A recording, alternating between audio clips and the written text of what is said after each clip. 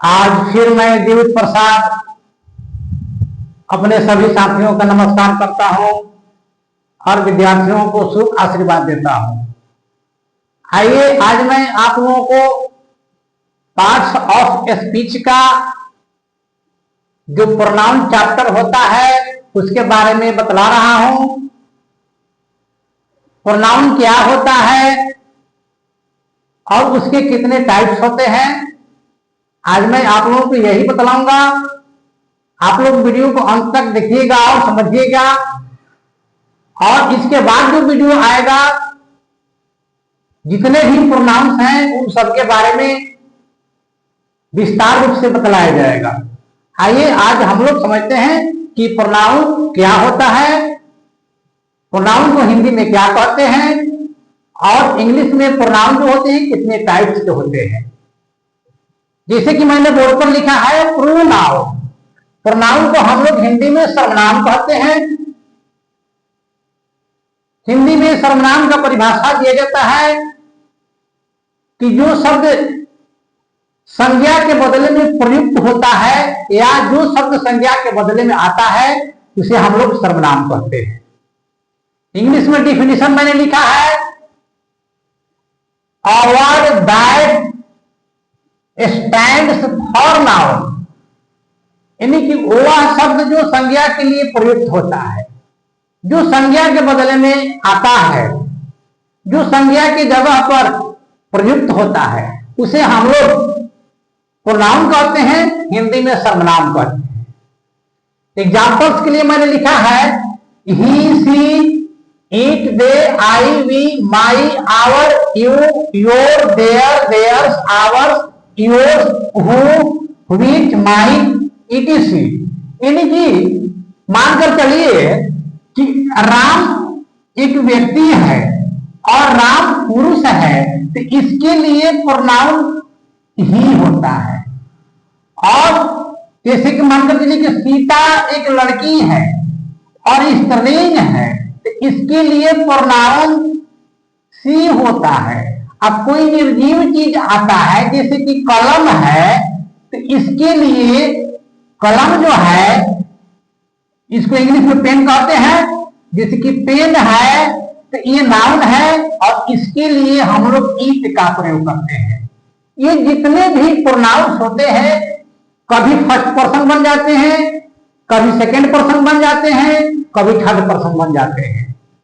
तो यहां पर मैंने प्रोनाउन के जितने भी टाइप्स हैं बोर्ड पर लिख करके रखा है। पहला है पर्सनल प्रोनाउन, जिसको हम लोग हिंदी में पुरुषवाचक सर्वनाम कहते हैं या व्यक्तिवाचक सर्वनाम भी कहते हैं। दूसरा है डिमॉन्स्ट्रेटिव प्रोनाउन, जिसको हम लोग हिंदी में संकेतवाचक सर्वनाम या निश्चयवाचक सर्वनाम भी कहते हैं। डिमॉन्स्ट्रेटिव प्रोनाउन के बदले में हम लोग डेफिनिट प्रोनाउन भी लिखते हैं। यहां पर देखिए इनडेफिनिट प्रोनाउन, डेफिनिट माने निश्चित होता है, इनडेफिनिट माने अनिश्चित होता है। यानी कि इनडेफिनिट प्रोनाउन को हिंदी में हम लोग अनिश्चयवाचक सर्वनाम कहते हैं।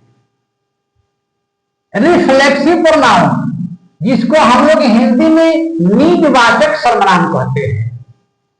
रिलेटिव प्रोनाउन, जिसको हम लोग हिंदी में संबंधवाचक सर्वनाम कहते हैं। फिर पोजेसिव प्रोनाउन, जिसको हम लोग हिंदी में अधिकारवाचक सर्वनाम कहते हैं। इन सबसे अधिकार का बोध होता है। जो पोजेसिव प्रोनाउन होता है उससे अधिकार का बोध होता है। इंटरोगेटिव प्रोनाउन, जिसको हम लोग हिंदी में प्रश्नवाचक सर्वनाम कहते हैं। और देखिए इम्फैटिक प्रोनाउन, इम्फैटिक प्रोनाउन को हम लोग जोरदार वाचक सर्वनाम कहते हैं या बलदायक वाचक सर्वनाम भी कहते हैं। रेसिप्रोकल प्रोनाउन, जिसको हम लोग हिंदी में परस्पर वाचक सर्वनाम या पारस्परिक बोधक सर्वनाम भी कहते हैं। डिस्ट्रीब्यूटिव प्रोनाउन, इसको हम लोग हिंदी में प्रत्येक या व्यष्टिवाचक सर्वनाम कहते हैं। तो प्रोनाउन ये जो मैंने बोर्ड पर लिखा है 10 टाइप्स का है, और इन जितने भी प्रोनाउन है इन सब का मैं विस्तार रूप से बतलाऊंगा। आगे जो वीडियो बनाऊंगा आप लोग उस वीडियो को देखिएगा और समझिएगा। डिस्क्रिप्शन बॉक्स में मैं लिख दूंगा। यहां पर मानकर चलिए कि पेन है, सीता है, राम है। राम मैस्कुलिन जेंडर है, इसके लिए प्रोनाउन ही होता है।